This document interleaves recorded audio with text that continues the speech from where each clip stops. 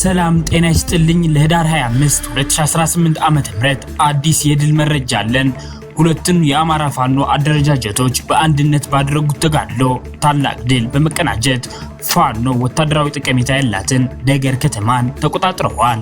ይህንን አኩሪና አስደሳች የደገር ከተማን መረጃ እንዳይመልጣችሁ እስከ መጨረሻው ደቂቃ ድረስ ከኛ ከ5 ደቂቃ ሚዲያ ጋር አብራችን ቆዩ፣ እናስደምጣችኋለን። ቪዲዮውንም ለብዙ ሰው እንዲዳረስልን ላይክ በማድረግ እንድታግዙን እንጠይቃለን። እናመሰግናለን።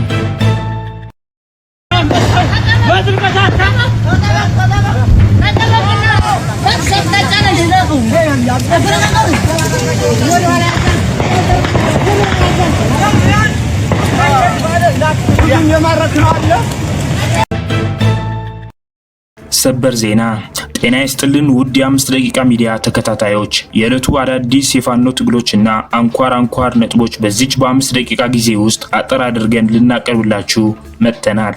በቅድሚያ አርዕስተ ዜናዎች እናስደምጣችሁ። አንድ የሻለቃ አዛዥ አጃቢን ጨምሮ ከ7 በላይ የአርመኒያው ሰራዊት ፋኖን ተቀላቅለዋል። ተጨማሪ ያለን ታደምጡታላችሁ።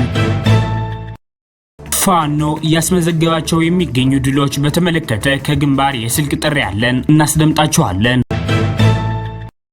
ፋኖ ባንዳዎች ላይ እርምጃ ወስደዋል። ተጨማሪ ያለን ታደምጡታላችሁ። ሁለቱን የአማራ ፋኖ አደረጃጀቶች በአንድነት ባደረጉት ተጋድሎ ታላቅ ድል በመቀዳጀት ፋኖ ወታደራዊ ጠቀሜታ ያላትን ደገር ከተማን ተቆጣጥረዋል። ይህንን መረጃ በሶስተኛው ዜናችን ነው እናስደምጣችሁ። አብራችሁን ቆዩ። የአማራ ህዝባዊ ትግሉን የምትደግፉ ውድ አድማጭ ተመልካቾቻችን ቪዲዮውን ላይክ፣ ቻናሉን ሰብስክራይብ እንዲሁም በኮሜንት ድል ለአማራ ጀግኖች እያላችሁ ለህዝብ ብለው ጫካ ለገቡ አርበኞች እንድታበረታቱ ዘንድ በአክብሮት እንጠይቃለን። እናመሰግናለን። በቀጥታ ወደ መረጃዎች አለፍኩኝ። እስከ መጨረሻው ድረስ ከኛ ጋር ቆዩ።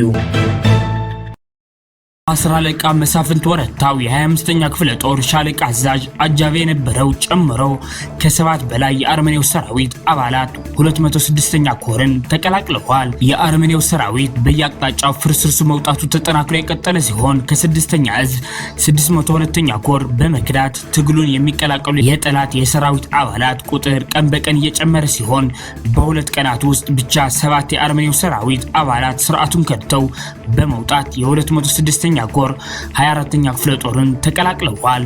10 አለቃ መሳፍንት ወረታው የ25ኛ ክፍለ ጦር ሻለቃ አዛዥ አጃቢ የነበረ ስናይፐር ይዞ የተቀላቀለ ሲሆን መቱ ባንቴና ስዩም ቤ ጨምሮ ሌሎቹም ሙሉ ትጥቃቸውን በመያዝ ፋኖን ተቀላቅለዋል። አሁን በሁለተኛው ዜናችን ባንዳዎች ላይ ስለተወሰደው እርምጃ እናስደምጣችኋለን።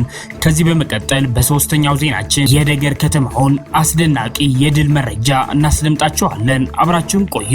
የፋሽስቱ አገዛዝ ቁልፍ የመረጃና ደህንነት እንዲሁም የመከላከያ መንገድ መሪ የሆኑ ባንዳዎች ራያ ቆቦ አራዱም ወታደራዊ ካምፕ ላይ እርምጃ ተወስዶባቸዋል። የራያ ቆቦ መረጃ ደህንነት የመከላከያ መንገድ መሪ እንዲሁም ንጹሃን አማራዎችን በማሳፈንና በማስረሸን ብሎም ወጣቱን በኃይል በማስገደድ ወደ መከላከያ በማስገባት የባንዳነት ተግባር ሲፈጽሙ የኖሩት የፋሽስቱ አገዛዝ ቁልፍ ሰዎችና ሆዳደር የራያ ቆቦ ወረዳ ካድሬና ሚሊሻዎች በሰማዕቶቹ ጀግኖች በነ አርበኛ አለሙ ገብሩና እነ አርበኛ ዋሴ ከበደ እና ሌሎች አርበኞች በምስራቅ አማራ ኮር 2 ቃኛ ዋሎች እርምጃ ተወስዶባቸዋል። ከአማራ ህዝብ ተፈጥረው ከፋሽስቱ የብልጽግና አገዛዝ ጋር በመተባበር የአማራ ህዝብ ላይ ዘር ማጥፋት እየፈጸሙ የኖሩት ወዳደሮች አቶ ጉሽሽ ደረስን ጨምሮ 4 ባንዳዎች ትናንት ህዳር 24 ራያ ቆቦ አራዱም ወታደራዊ ካምፕ ላይ በምስራቅ አማራ ኮር 2 ቃኛ ዋሎች እርምጃ ተወስዶባቸዋል።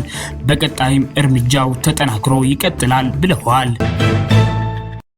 ወደ ሶስተኛው ዜናችን ስናሳልፋችሁ ሁለቱን የአማራ ፋኖ አደረጃጀቶች ያሳተፈ ለተከታታይ 2 ቀናት በወሰደው የተቀናጀ ተጋድሎ ጀግናው የአማራው ነፃ አውጪ ፋኖ በአገዛዝ ሰራዊት ላይ ታላቅ ድል በመቀዳጀት ወታደራዊ ጠቀሜታ ያላትን ደገር ከተማን ተቆጣጥረዋል። ከአማራ ፋኖ ህዝባዊ ድርጅትና ከአማራ ፋኖ ብሔራዊ ኃይል አፋብሃ እዞች በተወጣጡ ሻለቆች ለተከታታይ 2 ቀናት በተደረገ በአይነቱ ለየት ያለ የቅንጅት ኦፕሬሽን ጀግናው የአማራ ፋኖ ሰራዊት ራሱን የአገር መከላከያ ሰራዊት ብሎ በሚጠራው ወራሪ ኃይል ላይ ድል ተቀዳጀ። በቅንጅት በተሰራው ኦፕሬሽን ከ20 በላይ ጠላት የተማረከ ሲሆን ጠላት 3 መኪና የሚሆን ሙትና ቁስለኛ ጭኖ ፈርጥጧል። በትናንትናው ዕለት በደገር ግንባር የተጀመረው ጦርነት ዛሬም ቀጥሎ የዋለ ሲሆን በስተመጨረሻ ፋኖ ከተማይቱን ሙሉ በሙሉ በቁጥጥር ስር አውሏታል። ከዚህ በተጨማሪ ከደገር ከተማ በቅርብ ርቀት የሚገኙት ቲርቲራና ቆርኬ ታዳጊ ከተሞችም በፋኖ ቁጥጥር ስር ውስጥ ገብተዋል። ፋኖ እያስመዘገባቸው የሚገኙ ድሎች በተመለከተ ከግንባር የስልክ ጥሪ ያለን አድምጠነው እንመለስ። በትናንትናው ዕለት ብቻ ረፋድ 5:40 ላይ ከደላንታ ወደ ተንታ እንቅስቃሴ ሲያደርግ ጠላት ከጥቁር አባይ አካባቢ ላይ በተደረገበት የሽምቅ ውጊያ አፄ ካሌብ ሻለቃ 8 መከላከያ ምርኮኛ ሌላው ደግሞ ሙትና ቁስለኛ በማድረግ ወደ መጣበት እንዲመለስ ተደርጓል። እንዲሁም ደግሞ ከሰዓት በኋላ ማታ ላይ ወደ በሽሜ ሜዳ አካባቢ ፋኖን ለማፈን ልዩ እንቅስቃሴ ሲያደርግ እንዲሁ በቺው ሻለቃ አፄ ካሌብ ሻለቃ ደፈጣ በመጣል ጠላትን በመጣበት እንዲመለስ አድርገዋል። በዚህ አካባቢ ላይ ያለው የወገን ኃይል ብዙ ቀጠናዎችን ሰፊ ቀጠና በመያዝ በተለይም ደግሞ ወረዳዎችን ቀበሌዎችን በመያዝ ወደ ጦር እንቅስቃሴ እያደረግን እንገኛለን።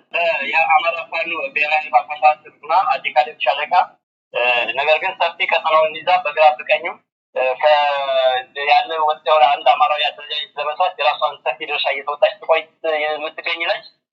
ምክንያቱም ይሄ ቀጠና እንደሚታወቀው በተለይ ደግሞ ደጋው አካባቢ ላይ የተለያዩ በፋኖ ስም ሚሊሻ ያደረጃቸው መከላከያ ራሱ ያደረጃቸው በፋኖ ስም ዝርፊያ የሚያካሂዱ ስለነበሩ ያንን ለማጥራት ከሁለቱም ወገን የተውጣጣ ኃይል ተሰማርተን ድባቅ እየመታን አካባቢውን እያጠቃን እንገኛለን። ከሌባ በተመሳሳይ እንደዚሁ በአምባሰልን በአማራ ሳይንስ ይህን ቀጠና ይዘን እየተንቀሳቀስን ነው የምትገኘው። አፄ ካሌብ ሻለቃ ሰፊ ተጋድሎ እያደረገች ያለች በቅርቡ ወደ ክፍለ ጦር አድርገን ይፋ የምናደርግ ይሆናል ማለት ነው። እንግዲህ የቀጠልነው ጠላት የጦርነት አብላጫ እንደተወሰደበት አውቋል።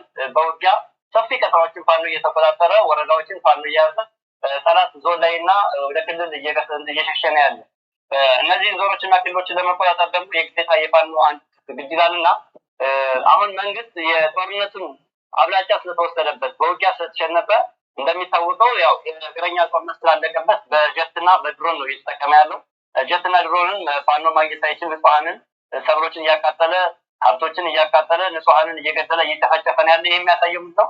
በጦርነት ስለተሸነፈ አልችል ስላለ በዚህ አማካኝነት የራሱን ምርጫ ወስዷል። ሁለተኛ ምርጫ ያደረገው ደግሞ የሀሰት ዜናዎችና የሀሰት ወሬዎችን ማሰራጨት ነው። ብዙ ተከፋይ ግለሰቦች አሉ። በመንግስት በጀት ተበጅቶ፣ በክልል በጀት ተበጅቶ፣ በአማራ ክልል በጀት የሚንቀሳቀሱ ብዙ ድረገጽ ያላቸው ብዙ ሚዲያ ያላቸው የመንግስት ልሳን የሆኑ ሀሰተኞች ስላሉ ብዙ የሀሰት ዜናዎችን ያሰራጫል። ነገር ግን የአማራ ፋኖ ሚድር ላይ ያለነው እኛ ስለሆን ውስጥ ላይ ያለነው ትግል ላይ ያለነው እኛ ስለሆን በቅርቡ የአማራ ፋኖ አንድነት ካለምንም ጥርጥር እንደስካሁኑ ነገ እናደርገዋለን ከነገ ወዲያ ተብሎ የሚተው ሳይሆን በቅርቡ በአጭር ቀን ውስጥ ይፋ የምናደርግ ይሆናል። አሁን የምናያቸው አንዳንድ ሽሽቶች አሉ። ይሄ ምንድነው? ከዚህ በፊትም ተደጋጋሚ ስንገልጸው እንደነበረ ትግሉ እየጠራ እየገፋ ሲሄድ ወደፊት እየገሰገሰ ሲሄድ የሚሸሹ የሚያፈገፍጉ በፍርሃት ውስጥ የተዋጡ ብዙ ስለሆኑ እነሱ እየጠሩ የሚወጡበት ሰዓት ላይ ነው። ፋኖ ደግሞ ክንዱን አበርቶ አጠንክሮ ወደፊት የምንገፋበት ወቅት ላይ ነው። ለዚህም ካለምንም ጥርጥር ለህዝባችንም ለወገናችን ሌሎችም መናገር የምፈልገው በእርግጠኛ የአማራ ፋኖ አንድነቱ በቅርቡ ይፋ ይደረጋል። በቅርቡ ግስጋሴያችን ወደፊት ይሆናል። ዞኖችና ክልሎችን ተቆጣጥረን ክልሉን የምናስተዳድርበት ቀን ሩቅ አይሆንም። ያም ብቻ ሳይሆን ሌሎች ኢትዮጵያውያንም ይህንን የአማራ ፋኖ ትግል የሚደግፉ ስላሉ በተስፋ የሚጠብቁ ስላሉ ለእነሱ ሁሉ የምስራች የምንሰጥበት ለጥራት ደግሞ መርዶ የምናረጋበት ቀን ቅርብ ነው። የሚራዘም አይደለም። ይሄ ምንም አማራጭ ያለው ምርጫችን ነው። ማሸነፍ ግዴታችን ስለሆነ ወደፊት መሄድ ግዴታችን ስለሆነ አንድነቱን በቅርቡ ይፋ እናደርጋለን። የአማራ ህዝብ የጠበቀውን አንድነት በልጆቹ ያያል። ድሎንም ደግሞ የናፈቀውን ድል ደግሞ በቅርቡ ደግሞ የምናበስረው ይሆናል። ወንድማል ስላለቀበት በጀትና በድሮን ነው እየተጠቀመ ያለው። ጀትና ድሮንን ፋኖ ማግኘት አይችል ንጹሐንን ሰብሎችን እያቃጠለ ሀብቶችን እያቃጠለ ንጹሐንን እየገደለ እየጨፈጨፈ ነው ያለ። ይህ የሚያሳየው ምንድን ነው? በጦርነት ስለተሸነፈ አልችል ስላለ በዚህ አማካኝነት የራሱን ምርጫ ወስዷል። ሁለተኛ ምርጫ ያደረገው ደግሞ የሀሰት ዜናዎችና የሀሰት ወሬዎችን ማሰራጨት ነው። ብዙ ተከፋይ ግለሰቦች አሉ። በመንግስት በጀት ተበጅቶ፣ በክልል በጀት ተበጅቶ፣ በአማራ ክልል በጀት የሚንቀሳቀሱ ብዙ ድረገጽ ያላቸው ብዙ ሚዲያ ያላቸው የመንግስት ልሳን የሆኑ ሀሰተኞች ስላሉ ብዙ የሀሰት ዜናዎችን ያሰራጫል። ነገር ግን የአማራ ፋኖ ሚድር ላይ ያለነው እኛ ስለሆን ውስጥ ላይ ያለነው ትግል ላይ ያለነው እኛ ስለሆን በቅርቡ የአማራ ፋኖ አንድነት ካለምንም ጥርጥር እንደስካሁኑ ነገ እናደርገዋለን ከነገ ወዲያ ተብሎ የሚተው ሳይሆን በቅርቡ በአጭር ቀን ውስጥ ይፋ የምናደርግ ይሆናል። አሁን የምናያቸው አንዳንድ ሽሽቶች አሉ። ይሄ ምንድነው? ከዚህ በፊትም ተደጋጋሚ ስንገልጸው እንደነበረ ትግሉ እየጠራ እየገፋ ሲሄድ ወደፊት እየገሰገሰ ሲሄድ የሚሸሹ የሚያፈገፍጉ በፍርሃት ውስጥ የተዋጡ ብዙ ስለሆኑ እነሱ እየጠሩ የሚወጡበት ሰዓት ላይ ነው። ፋኖ ደግሞ ክንዱን አበርቶ አጠንክሮ ወደፊት የምንገፋበት ወቅት ላይ ነው። ለዚህም ካለምንም ጥርጥር ለህዝባችንም ለወገናችን ሌሎችም መናገር የምፈልገው በእርግጠኛ የአማራ ፋኖ አንድነቱ በቅርቡ ይፋ ይደረጋል። በቅርቡ ግስጋሻችን ወደፊት ይሆናል። ዞኖችና ክልሎችን ተቆጣጥረን ክልሉን የምናስተዳድርበት ቀን ሩቅ አይሆንም። ያም ብቻ ሳይሆን ሌሎች ኢትዮጵያውያንም ይህንን የአማራ ፋኖ ትግል የሚደግፉ ስላሉ በተስፋ የሚጠብቁ ስላሉ ለእነሱ ሁሉ የምስራች የምንሰጥበት ለጥራት ደግሞ መርዶ የምናረጋበት ቀን ቅርብ ነው። የሚራዘም አይደለም።